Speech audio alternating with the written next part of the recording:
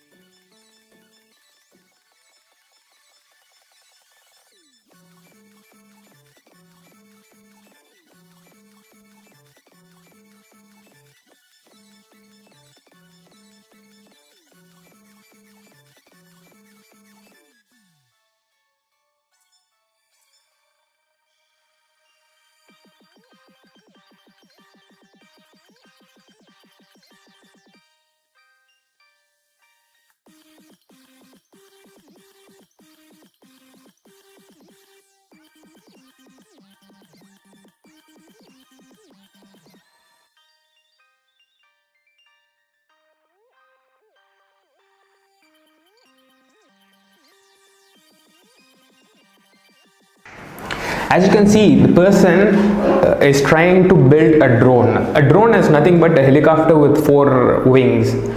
It is used to take aerial pictures and for racing, for flying for fun, and it is a kind of a toy. He is using a lot of electronics components and concepts to build his own drone. How many of you had the childhood dream of building your own toys, building your own gadgets? When I was little, I had the same dream of making my own gadgets. I used to watch Beyblade when I was small. I wanted to make my own Beyblades, so I used to cut cardboard and experiment with it. That same enthusiasm and the same want and desire to learn carried over to electronics. To create my own toys, to create my own gadgets, I started learning electronics and programming. And in this course at VREAP, we wanted to help you achieve your dreams of creating your own toys and gadgets. So we created this electronics and robotics curriculum for you to teach you the basics of electronics, using which you can build your own tools, toys and gadgets. As you can see, in the end, the person was able to build his own drone and he is able to fly it, and it works. By the end of this course, you will be able to build such drones, such toys and equipment. This course is designed keeping you in mind and is divided into 4 levels. The first level is basics of electronics and introduction to basic circuits. To build anything big, you have to start small. This is where it begins. In this first level, you will learn to identify the components that you will be using throughout this course. You will learn how these components work, why they are used and where they are used. You will also be able to make small circuits which you can show off to your friends and to your families. Level 2 is complex circuits. In this level, you will use all the knowledge and experience you have gained from the first level and build some complex circuits. The circuits that you are going to build in this level are used in your everyday gadgets. Even though the name says complex circuits, we will learn it in a bit-by-bit way in a fun and engaging environment.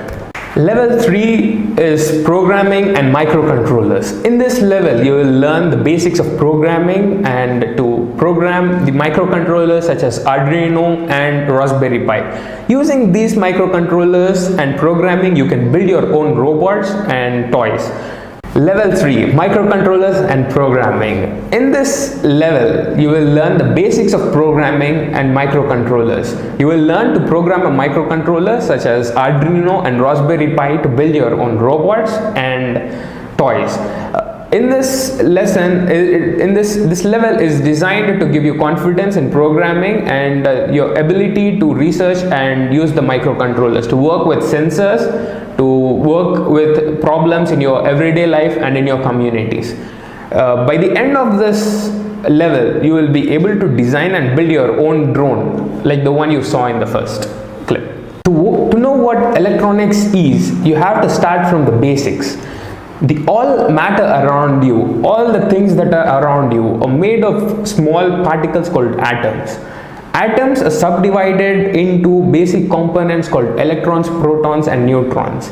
The electrons and protons have charge. They have opposite charges. Electrons have negative charge and protons have positive charge. Charge, like magnets, has attractive and repulsive properties. A positive charge will attract a negative charge will repel a negative charge. Similarly, when a charge is moving in any matter, in any substance, it is called as current. Yes, the same current that runs your fans and makes the tube lights glow. Now, electronics is the study of how matter reacts to the electrons that are flowing through it. Different matter react to the flow of current in a different way. For example, if you take your own classroom now, if I bring a puppy into your classroom, each and every person will react in a different way. Some people might be scared of that puppy, some people might want to play with it. In this example, you people are matter and the puppy is the electron. Different people react differently to the same electron. The study of how the matter is reacting to the current that is flowing through it is electronics. Using this matter's interaction with current, different properties can be obtained. The same current that is flowing through the fan is making it spin, while the same current that is flowing through the bulb is making it glow. Why is not the current that is glowing through the light making the light spin? Because the materials that are used in fan and in the light are different. They react with current in a different way. Now, when I say electron is moving, why should the electron move? What is making the electron move? To answer that question, voltage comes into play. For an electron to move, it have some force that is pushing or pulling it so that it can move. That force is voltage. Voltage is caused because of the charges that are present. In the first, you learned that charges can repel and attract. That is why a positive charge will pull an electron, a negative charge will push an electron. When you look at a battery, you will see a plus and a minus symbol on it. This is to indicate the presence of a positive charge and negative charge on those terminals. When you connect the positive and negative charges, the electrons that are present in that material, they are pushed and pulled by the negative and the positive terminals respectively. So the current flows through that material. Depending on what material it is made with, the effects are different. An LED light might glow, a DC motor might spin. That you know what electronics is, let's move to robotics. What is robotics? What is a robot? Robots are mechanical devices which can do complex series of tasks without supervision. To build a robot, we use electronics and mechanics to build its hardware and use programming to tell what it should do or what it should not do. This is robotics. Now that you know what electronics and robotics is, why should you learn it? Why should you care? In this fast developing world, electronics is being used everywhere. Similar to how maths has been used in the previous days. If you take 50 years back in time, people needn't know maths or they didn't have to learn English or they didn't have to learn maths. As the time progressed, as the times changed, maths became a necessary skill for them to survive. Similarly, in this age of information and technology, electronics and robotics and programming is one such core skill. Without knowing programming or without knowing the basics of electronics, in the future you might find difficulty to understand some of the subjects you might pick up, some of the things that are around you, or you might find it difficult to interact with people.